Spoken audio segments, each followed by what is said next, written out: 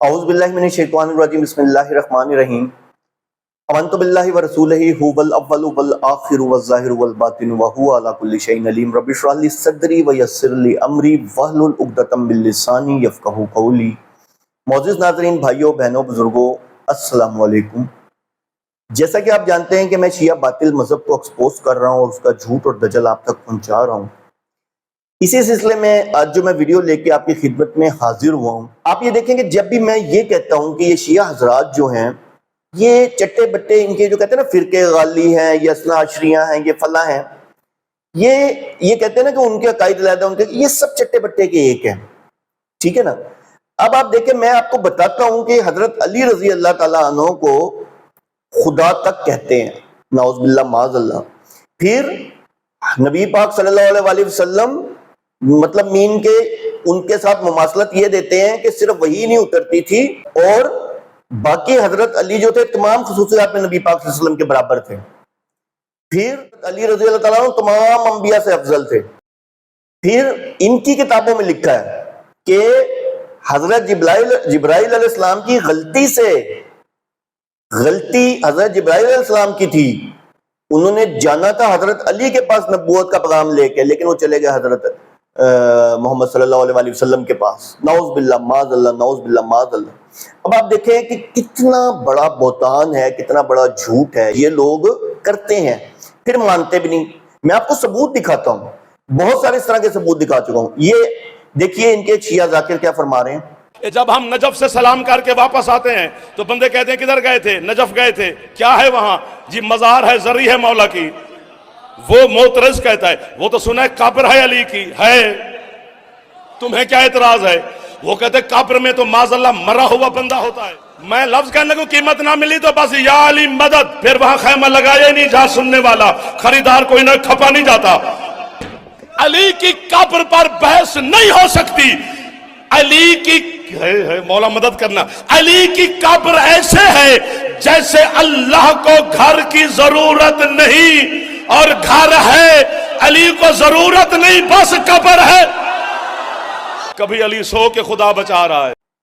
میں سید فیملی سے تعلق رکھتا ہوں اور آل رسول میں سے ہوں، ٹھیک ہے، ان کی اولاد میں سے ہوں، ٹھیک ہے۔ اب یہ مطلب نہیں ہے کہ جو میں یہاں شیعہ مذہب کو ایکسپوز کر رہا ہوں تو نعوذ باللہ معاذ اللہ میرے دل میں اولاد رسول کے لیے محبت نہیں، میں تو خود اولاد رسول میں سے ہوں۔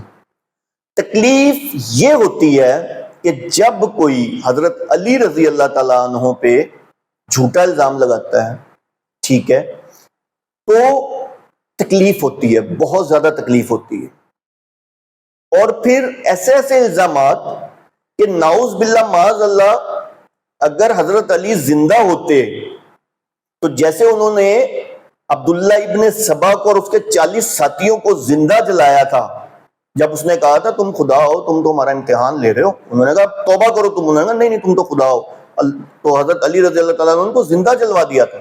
یہ آپ کی کتاب رجال کشی سے میں دکھا چکا ہوں۔ اور پھر جو یہ کہتے ہیں نہیں افسانوی باتیں یہ صحیح نہیں ہیں، میں اس روایت کا آپ ہی کی کتاب سے، اسم و ارجل، آپ کی کتاب کی اسم و ارجل سے اس کے جو سند ہیں، اس کی جو سند ہے، اس کے جو راوی ہیں، ان کو سکہ بند دکھا چکا ہوں، آپ میری پلے لسٹ میں جا کے دیکھ سکتے ہیں۔ تو بتانے کا مقصد یہ کہ اگر آج حضرت علی رضی اللہ تعالیٰ عنہ زندہ ہوتے، وہ سب سے پہلے آپ لوگوں کو زندہ جلاتے اگر حضرت علی رضی اللہ تعالیٰ عنہ زندہ ہوتے۔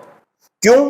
اب آپ دیکھیں یہ کہہ کیا رہا ہے، الفاظ کیا ہیں کہ بندہ گیا جی، اس نے کہا جی کہانی تو آپ نے سن لی ساری کہ جی وہ قبر ہے، تو وہ کہتا ہے تمہیں کیا، ہاں جی قبر ہے۔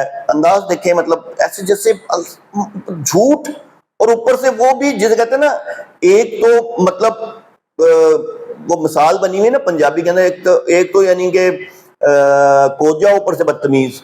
اللہ معاف کرے، میں ویسے ایک مثال دے رہا ہوں کہ یعنی کہ ایک تو پتہ ہی کچھ نہیں ہے، اوپر سے اکڑ ایسی کہ اللہ معاف کرے۔ کہہ رہے ہیں کہ جی اچھا جو اصل سننے والا فکرہ ہے وہ بھائی جان بتا رہے ہیں، اور پھر کہہ رہے ہیں مولا مدد کرنا، منہ سے الفاظ نہیں نکل رہے اس کے۔ وہ کہتے ہیں کہ اللہ کو گھر کی ضرورت نہیں، اللہ کو گھر کی ضرورت نہیں، اور علی کے پاس گھر ہے، اس کو اس گھر کی ضرورت نہیں، وہ صرف قبر ہے۔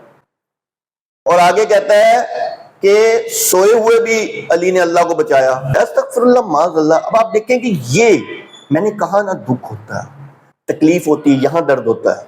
پھر حضرت علی رضی اللہ تعالیٰ عنہ کے بارے میں یہ لوگ کیا کیا خیالات رکھتے ہیں، کوئی خدا کہتا ہے نعوذ باللہ، کوئی کہتا ہے انبیاء سے افضل ہیں، کوئی کہتا ہے نبی پاک صلی اللہ علیہ وسلم کے برابر ہیں۔ بات یہ ہے کہ اس لیے میں کہتا ہوں کہ شیعہ مذہب صرف جھوٹ پہ کھڑا ہے، ٹھیک ہے؟ تو اللہ عز و جل ہم سب کو شیعہ مذہب کے فتنے سے بچائے۔ وآخر دعوانا الحمدللہ رب العالمین۔